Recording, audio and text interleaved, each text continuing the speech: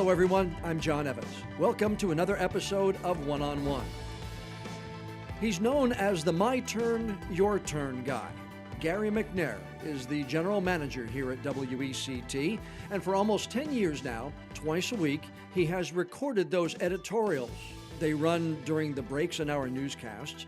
You can see them on the WECT.com website, and they're also available for you to see on the WECT News mobile app. It's a small part of Gary's job, but it generates a lot of feedback, positive and negative. Gary is going to retire soon after almost 50 years in this business.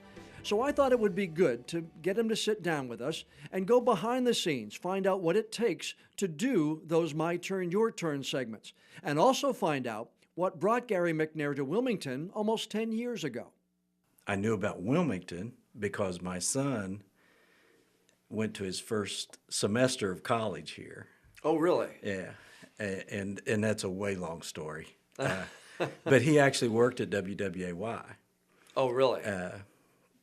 Which was the ABC affiliate, and that's probably how I would have known that this was the NBC affiliate, just because of that connection. Now, you were in New Mexico at the time? No, I was in West Virginia. West Virginia at the time. Okay. And then did you want to come south when the opportunity came up? I had gotten to the point where I was looking for something else, and I was very close to taking a job in Idaho, which was kind of outside of my geographic preference, but it was going back to work for a person that I had worked for previously, and she was in the position of making that opening available, right. And this came up, and you know, it came up because the guy that was in the job, Carl, was killed in a motorcycle accident. Yeah, Carl. And a couple of guys that I had previously worked with in another company recommended me for the job quickly. And so I contacted the person out in Seattle who had the job in Idaho and said, you know, I really appreciate what you're doing here, but I'd really like to take a shot at this job.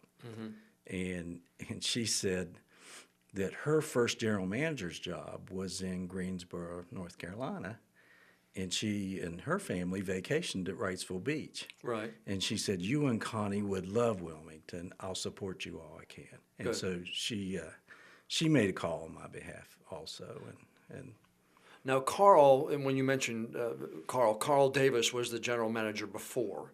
Carl was very involved in the community. Was there any concerns about you coming in here following him? Did you have to, kind of be Gary and try not to be Carl? Because Carl was extremely involved in the community. One of the questions I remember asking early on was, is there anything this guy didn't do very well? Yeah. Because he was that highly thought of in the community. He was. And they've got a leadership award named after him here. Right. This is the only station management position that I've come into that wasn't broken. That did have a good leader right. in place, and so that was different. So I came in and slowly kind of assessed, what do we need to do here. And oddly enough, you hadn't been here very long either. No, I have. No, I started about 6 months before you did. And some of the people were feeling bewildered, especially in the sales department, where the general sales manager had just taken another job, I think up in South Bend, Indiana, and then the general manager got killed all in the same weekend. Yeah. Yeah. And so the leadership out of that sales organization had just been gutted because Carl had been the general sales manager before that. Yeah. And so I I try to size all this stuff up. Right. And within a month of being here, the FCC dropped a bomb on us in the fact that Wilmington would be the first market to turn off analog and be the digital transition test market. Yeah. And the blessing that was to us was all of a sudden we all had to pay attention to that huge job in front of us. Yeah. And it gave us a way, or it gave the people here a way to heal, that we wouldn't have otherwise had. Yeah. And so for the next, 6-7 months, we were just busting our pick to get that accomplished. Yeah. And work with the other TV stations in the market to do it. So, and that was a huge undertaking and accomplishment, I think, in Wilmington, North Carolina, being the very first to lead the way. And the eyes not only of the nation but of the world were on us to see how this was going to go. Now, it didn't go flawlessly, but we gave them the information that they needed so they could make sure it was done better in the rest of the markets. Yeah. So. When did you know, or was it part of any discussion that you were going to have to do editorials when you came here? It was when I interviewed, and the guy that interviewed me, Marty Edelman, was the group vice president at the time. I said, "You want me on TV?"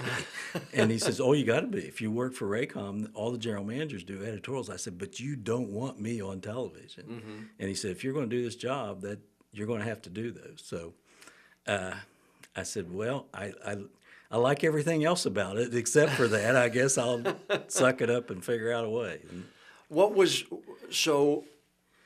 For somebody who hadn't been used to doing it, what was that transition like for you? Because I think when most people see your face, hear your name, that's the thing that they put. Right, and that's a small part of my job. It is. But I mean, in Rotary or in Wilmington or in Brunswick, or your church, people know Gary outside of TV. Yeah, I don't want to be the my turn guy. I'm But not. you I'm are. not opinionated. I'm forced to have an opinion. It's part of my job now. Right. It was completely out of my comfort zone, and to begin with, it was terrifying for me. And I think you probably know about it. I came into the newsroom one day, and one of the guys that used to work here, Max Winnitz, was making fun of me. Oh, but really? he had his back to me as I walked into the newsroom, and he was talking to Ryan Koreska, the chief photographer, and I saw Ryan's eyes get real big, and Max says, "He's behind me, isn't he?" We had a lot of fun with that. That's funny. How did you develop? And for those who don't know, there is a process that you go through, and it's not just all Gary as far as this is concerned. It's pretty much down to me and the news director bouncing things off of each other, me sharing my thoughts and him sharing ideas for things, and to the point that we can get on the same page with stuff.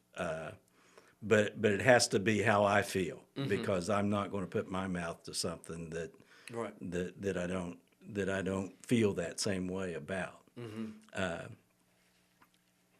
So that's kind of, and he'll usually write the first draft, and I'll rewrite it more into my words, and then I'll grammar check it with a couple people in the newsroom and go from there. Which ones have been the toughest for you to do? Are there, when you're talking about politics, when you're talking about the city, when you're talking about the county, are there those that are easier for you and those that are more difficult?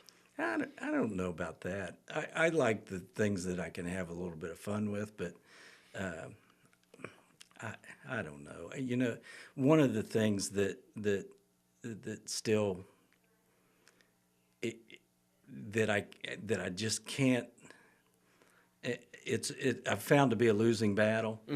Is to get people to understand that they bring their perspective more to it than what I'm saying, because I can do and I'll give you a good example. I took both parties to task in one of them, in one of the segments. And I think it had something to do with Congress, and it was on a piece of legislation, and they both had done things that I called them out on. Right. Well, to the people watching, they only heard the one side Sure. that they didn't agree with. Mm-hmm. And so they called me either a flaming liberal or Staunch conservative. yeah. Right. And so, I don't need much more proof than that. Mm-hmm. I share comments at the annual party that we have. Right. And I get called both, you Right. know. And I guess that's okay. But yeah, I was going to say, and because sometimes when I have the one example of the one time when I did a story and we got a phone call that somebody complained to our news director that John was this, this, and this, and then 30 minutes later we got a call from somebody else on the other side that John is that, that, and that, and that really is the best pat on the back that you can get when you're getting them from both Right. sides aren't happy. Yeah. In some instances. But people's personal biases have more of an impact on what they hear than what is actually being said. Right. And nobody's truly objective. Yeah. No. Nobody can be truly objective. Yeah. Have you found it tough to get people to come on and then do their turn? Because it's my turn, your turn. I think, and correct me if I'm wrong, more people would rather complain about what you say than come on and say what they feel. Well, and there's also a lot of people who want me to do their opinion as mine. And I always offer them up the opportunity to do Sure. it against my turn and said, oh, no, I want you to do it. Right. Well, then it wouldn't be. And one guy got angry with me about that. You won't let me have my turn. And I said, I'm giving you your turn. Sure. But I can't be on TV, because I'm scared. And I said, well, then don't blame me. Right, yeah. Where did you get your start? Oh, And did you want to do television? How did you get started in this industry, I'll call it? well, I think, did you start in high school? I did. Yes, I did. too. Yeah, I did a small little AM radio station in town. The 10th grade, Yeah. so it's been over 50 years ago, I got elected to student council for my homeroom. Oddly enough, my wife's father was my homeroom teacher. Oh, wow, that's an awesome but story. I got elected to the student council, and they did the committee assignments, and you didn't get a chance to sign up and say, I'd like to do this or this, but I, just by dumb luck, got assigned to the radio committee because our high school did a 1-hour program on Saturday mornings on the local radio station, AM radio station, And where was this? in Weston, West Virginia. Okay. And I walked into that place, so it had probably, school started in September. We probably did our first show in October, maybe. It might have even been in September. But I walked into that little radio station, and there was a guy there, and they had the turntables and the console, and he looked like he was having fun. Yeah. And I said, do you get paid for this? And he said, well, yeah, I do. I said, can you teach me how? And he goes, sure. Yeah. And he said, you can hang out here anytime. And I did. Yeah. And so I did that, let him teach me how. Back then you had to get a third class. Yep, I remember going to Philadelphia. I flunked it once. FCC. Well, I rode the bus from Weston, West Virginia to Charleston, West Virginia, To take the test? and stayed with a friend of mine that I had met in church camp. And his dad took me down to the federal building, and I took the test, and I did pass it the first time. Yeah. And so I had a license and was employable. And as soon as I got my driver's license, I got a job at a station in another town Yeah. and worked the weekends. I cut the grass. I washed the remote van. I delivered the countdown surveys to all the record shops. And so I I was in heaven. You know, I was working in broadcasting. Sure. And it was during the Vietnam War, and a gentleman that had been there as an announcer returned from the war and got his job back, and that displaced me off the air, and the only thing left to do was cut the grass, and it was getting to be wintertime. So they didn't or deliver those surveys and wash the remote van. And so I was pretty much out of work at that point. Yeah. And so it wasn't too many days later, and I was in class, knock came at the door, and it was the guidance counselor.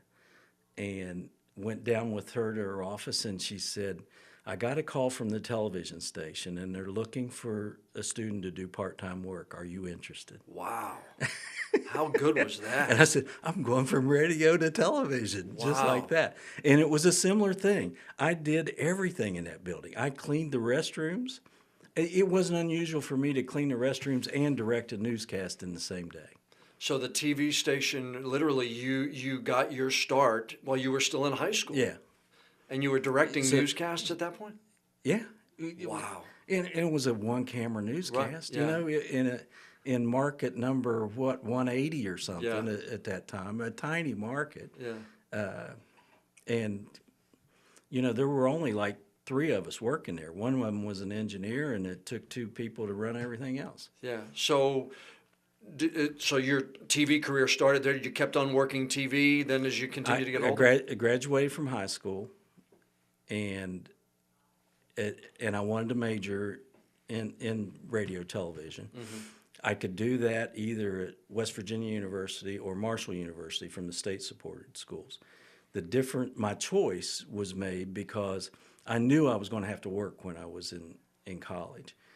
And there were 2 commercial stations and a public station in Huntington, West Virginia, where Marshall is, and there was only a public station in Morgantown. And so I chose Marshall because of that, because I knew there's a better chance I could get a job. Right. And within the month of being there, I ended up with a job at station there. Yeah, see, that's amazing. I turned a college internship into a television career, but you actually you started before I did in high school. And you started there in West Virginia, and you've been to how many stations, how many markets since? I actually worked at that station, and it was owned, the station in Huntington was owned by, at the time I started working there, Cap Cities, who ended up becoming the owner of the ABC network, and then Disney. They were in the process of selling it to Lee Enterprises, which was a newspaper group out of Davenport, Iowa, that owned a small group of television stations. I worked at that station for 21 years, and they purchased stations in New Mexico, the main station in Albuquerque, but it had a satellite station in Roswell, New Mexico, and they posted a station manager's position there for this satellite. It was called a satellite station because it was still in that market, and so I applied for it, and that was in 1991. In the fall of '91, I started there in January of '92. Was that your first management job there? Yeah. I was a marketing, creative services marketing manager at.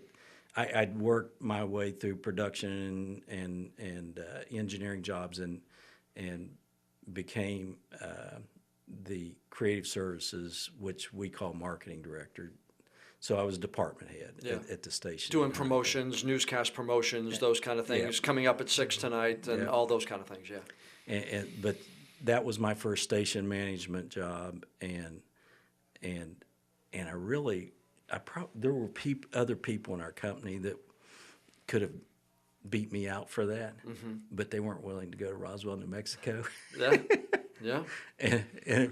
And lucky me, I probably did the best sales job of my life of getting my wife to go. I was going to say, and take 2 little kids out west away from their grandparents. But then after being about 4.5 years, almost 5,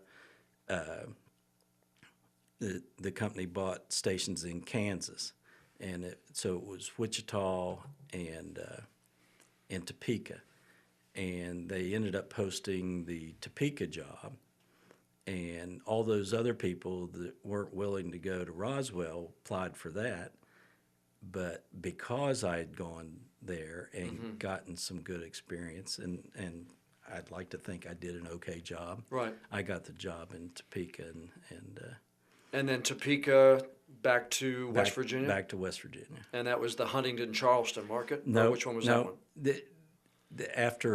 After it was 1 month shy of 30 years being with that company, was when they closed on the sale.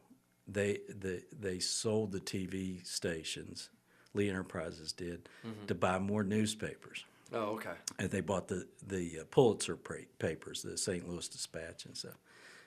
It's interesting, the stock went from about $40 a share to about 40 cents a share over about 3 years for that company. Yeah.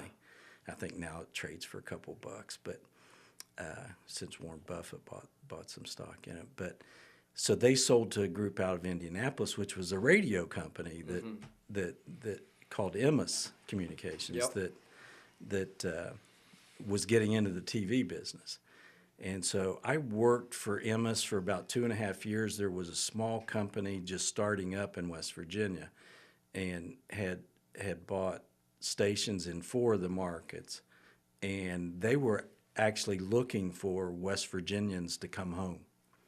And so I raised my hand for that. There you go. Since I didn't have any equity in Emmis, not that I didn't, I enjoyed working for Emmis, but I thought this going home thing sounds pretty neat. They're putting in a statewide network, and so I went back. And then you went from West Virginia to here in Wilmington. Right. Yeah. So you've been in the TV industry now, better part of, I guess, Vietnam War, 40 plus years, 50, I guess we're calling it. It would. Well, with the exception of my, I'd say somewhere Roughly, around 48. Yeah, 48, so close to 50. Yeah. This industry sure has changed a ton. Yep. When you and I both got into it, there were channels, there was cable came into it when I first got started. Has the advent of the round-the-clock cable news and all these channels, do you think it's been good for journalism and television as a whole? I don't know. I think, like most anything, there's upside and downside and all that. Just having to feed the monster all the time doesn't always bring about the best quality. Right. And it just makes it tougher. I think it's a tougher job for journalists nowadays. Yeah. How different is it for an affiliate? Now, for those who don't remember, weren't around, networks used to pay affiliates to carry the network programming. And that turned around, I guess, about 15, 20 years ago, I guess, wasn't it? It would have been, it started about the same time I was in New Mexico, so in the mid-'90s. Yeah, so about 20 years ago or so. And then the network started charging affiliates for it. Well, the difference is early on, the stations were the distribution method. And so the networks needed the stations in order to be able to distribute nationwide.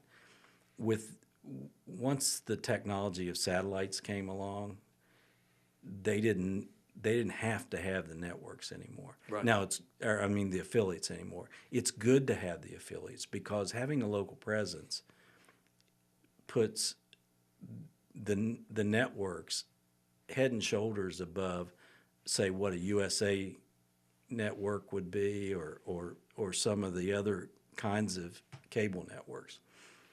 Having that local presence just really does help out. But the business model flipped along with the other revenue stream of retransmission agreements with the cable and satellite operators. That money coming in now goes to the networks to pay for the programming we get Sure. from them. Yeah. And the costs have gone up on everybody. They've gone up. The cost of programming, especially with sports rights, has gone up to the networks. The cost for us for programming has gone up like crazy, and the cost to the cable operator coming to us and to other cable channels like an ESPN or like a Fox News has gone up for the cable and satellite operators, and then the cost for the consumers has gone up as well. We're the ones, local broadcasters are the ones out of that whole mix that still offer their programming at no cost to a consumer. Right. We do not offer it at no cost to somebody that's trying to make a business out of repackaging what we have and selling it to somebody else. And that I think sometimes is where the viewers at home, the consumers, customers, they don't realize that oftentimes we're caught in between just as much as they are at home. Right. Because we've got somebody who we need to charge for our programming, but I don't think they see a lot of that whole equation all the way through. Yeah, well, yeah, and what you got to do is follow that whole money chain. You're paying for content, Right.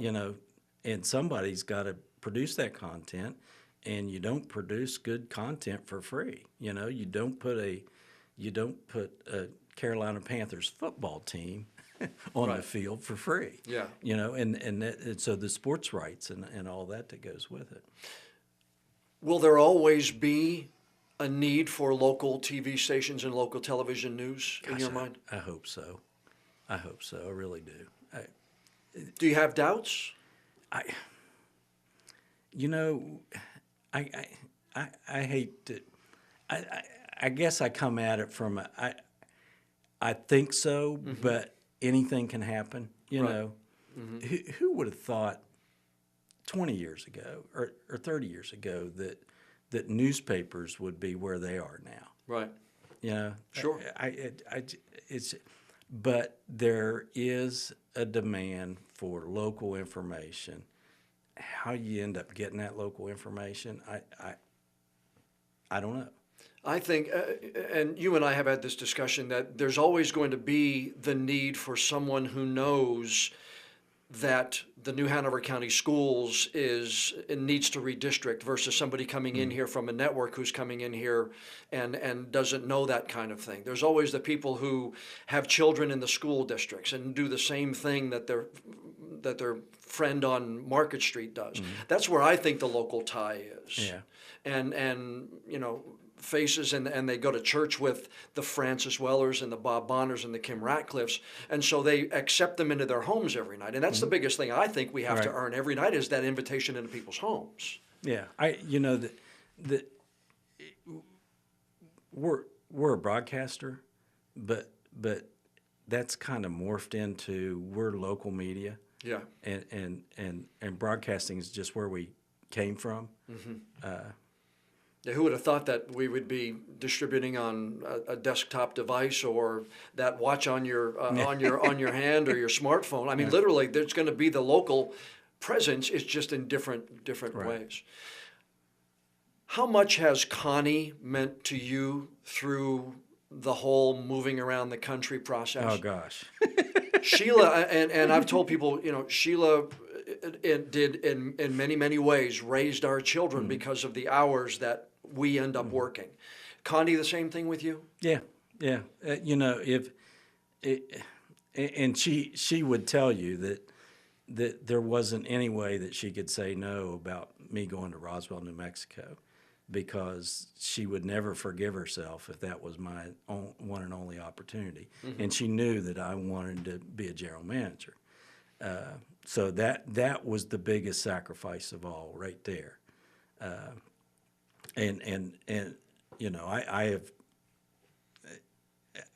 I'm blessed to have somebody that supported me in the way she did. Yeah, and the kids? The kids it's interesting. One of them's in New Mexico and one of them's in Kansas. It's like we went out west, dropped them off, and came back east. You couldn't get them to come to Wilmington with you, could you? So we've lived in 3 time zones, and now we're in the Eastern time zone. My daughter's in the Central. My son is in Mountain time zone. So we made it around the country, and they will tell you that, you know, even though they didn't get a chance to experience that all in one place and have that home to go back to, I think they would choose what they have instead, because they've got friends everywhere, and they've got the experiences from everywhere. I just think they feel that they're better off for what what I put them through. Yeah. Ever since the day you walked in the door, you have, I think, and I'm using the word preached as in not gotten up and talked to people, but you've really put a value on leadership. You've really put a value on WECT being a leader in this community. You value people when they volunteer. You value people when they do things in the community. When did that become so important to you? I don't, gosh, you know, I just spent so many years at a very strong television station where that was important. You know, and the other part was in those very early days, the CEO of the company that I worked for placed a whole lot of emphasis on leadership. He taught the leadership classes to our managers. And he had so many neat things that he taught along the way, and so I guess that's where I got it. You know, it was just a culture that I was fortunate enough to grow up in. Right. That kind of stuck with me. But you were heavily involved in the United Way. You and I talked when they asked me to chair the campaign one year. We do Weller's Wheels. We do the toy giveaways. We do the Coats for the Coatless. We do the bikes program. We do Fran's Fan. We do so many different things here. But I think when you put the WECT name on it, it has such value and people gravitate to it that I think we're using the WECT name to improve the community and help those. Yeah. You know, one of the things that we had, it was with that company, General Managers and Publishers, and he was talking about our community involvement. And he said, you know, you guys, I want you to be involved in your communities. You know, that's what we do. As a company, that's what we do. He said, but I want you to think about how you're involved. And he said, and if you think serving on boards is the best way, I'm going to argue with that.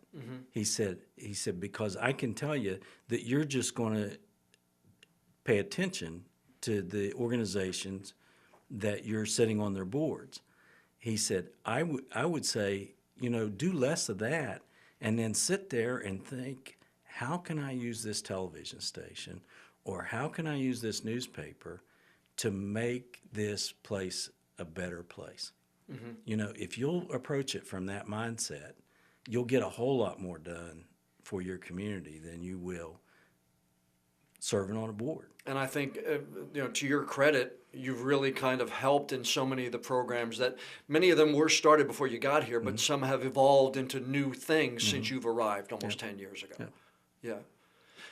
Proudest moments? I'm not going to ask you a proudest moment, but over 10 years, I know it may be an unfair question, but as you look back, what are some of your proudest moments as the general manager of WECT TV?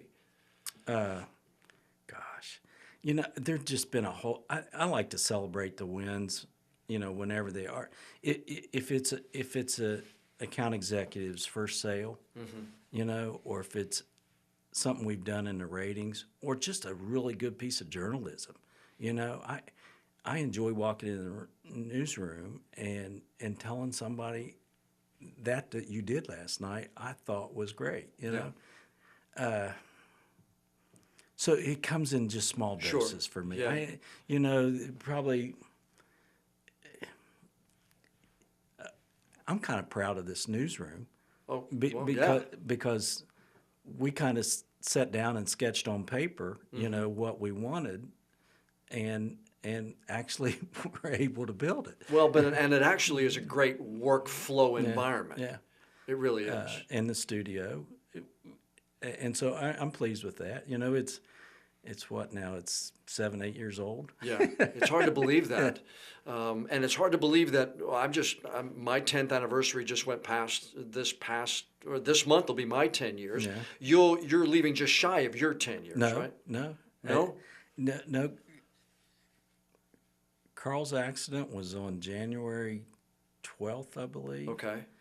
I got this job offer on Valentine's Day. Oh, okay. I still call him every year on Valentine's Day and thank him for that. And I started a week later. And so I will actually be here 10 years and 1 week. And 1 week. What will your memory of WECT in Wilmington be? Because I know you're planning on moving back up to, was it Ohio that you're moving to? Northwest Ohio. Yeah. Oh gosh, nothing but good. You know, this is the nicest place we've ever lived, for one thing. Yeah. And you say, why would you leave? We decided years ago that that's where we wanted to be when we retire.